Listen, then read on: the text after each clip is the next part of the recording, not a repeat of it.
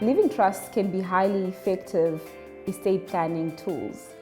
However, this area of financial planning can be quite complex. In this video, I sit with Jordaan to deconstruct the concept of a living trust. A living trust is set up during the life of the trust founder to achieve a set of specific estate planning goals. These can be to protect assets for the founder's beneficiaries, it can be to protect assets from creditors, or to limit estate duty, or for the sake of the succession of assets. By transferring certain assets from the founder to the trust, the founder relinquishes control of the assets to the trustees, whose job is to administer the trust as per the trust mandate, called the trust deed. Maybe Eric, you can tell us more about the process of setting up a trust, the actual detail. Yes, so I think it's good to start with the basics in terms of how a trust gets set up. The first step would be for the founder of the trust to enter into an agreement with the trustees, and that is documented, and the document is referred to as the trust deed. That becomes the rule book by which the trust will then operate and how the trustees will be able to make decisions about the assets held in the trust. The trust deed needs to be registered by the master's office. A trust number is issued by the master's office. A letter of authority is issued to the trustees, who at that point in time has the legal authority to start dealing with the assets within the trust. There are essentially three parties to a trust. We've got the trust founder, who initiates the trust and who donates property to the trust. We have the trustees, who act according to the trust deed or the trust mandate to administer the trust and to manage the assets of the trust. And we have the beneficiaries, to whom all the assets flow or income from the trust as per the trust deed. Yes, so the next section would be to understand how to transfer assets into the trust. So once the trust has been set up, the founder would either be donating certain assets to the trust, which obviously have donations tax implications, or alternatively those assets can be sold to the trust. Typically, when the assets are sold to the trust, a loan account is created in favor of the individual who sold the assets, and that loan account can either be interest-bearing or non-interest bearing.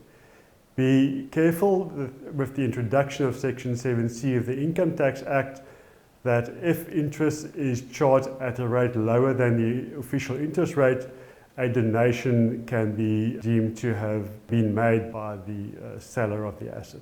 So there are two types of ways that you can set up a living trust. The first one is a vesting trust. In a vesting trust, the beneficiaries and the benefits are fixed and predetermined, which means that the trustees have limited control over the flow of those assets. Although they do manage the assets, what gets to the beneficiary is fixed. The other way to set up a living trust is through a discretionary trust. Here, the trustees have the discretion over what goes to which beneficiary. They use their discretion as circumstances change, legislation change, or even fortunes change. So in a discretionary trust, the trustees have a mandate to just use their discretion when things change. So our law recognizes trusts as taxpayers, and as such, living trusts are liable for both income tax and capital gains tax. In terms of the tax rates, the living trusts charged at a flat rate of 45%, unless it's a special trust, and that can be a sliding scale between 18% and 45%. And just to explain what a special trust is, it's a trust where one or more of the beneficiaries are either mentally or physically disabled. If correctly set up, a living trust can help mitigate estate duty, income tax, and capital gains tax. Upon the founder's death, the assets held in a trust will not be liable for estate duty or capital gains tax or executors' fees. Another advantage of using a living trust is that of estate pegging. What estate pegging refers to is when a person passes away, the asset that's transferred into the name of the living trust no longer forms part of that individual's deceased estate, and therefore no estate duty or executor's fees are charged on those assets. Another typical advantage of using a living trust would be that of succession planning, and that means that the assets in the trust does not form part of the winding up process of an individual's deceased estate. The assets can therefore be transferred seamlessly to the following generations. A third benefit of using a living trust is to benefit disabled beneficiaries who are not able to look after their own affairs and they need a trustee or a third party to manage their assets on their behalf.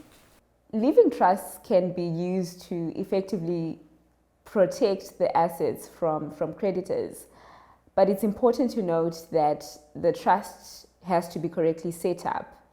So, for example, if the founder is found that he has not relinquished or fully relinquished control of the assets to the trustees, or if he unduly influences the trustees from effectively managing the trust can be seen as an alter ego trust, which means that the intentions there are not aligned with what a trust should be. This often happens in a case of divorce where one party wants to protect their assets against a divorce claim, and they form one of those alter ego trusts by hiding assets or putting assets in a trust, but not really giving the trustees the full control of the assets.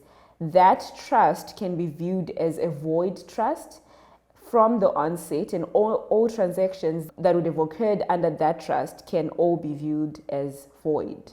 As you can hear, giving up control of assets to the trustees forms an important aspect of having a valid registered trust and having a trust that is protected from attack from any third parties.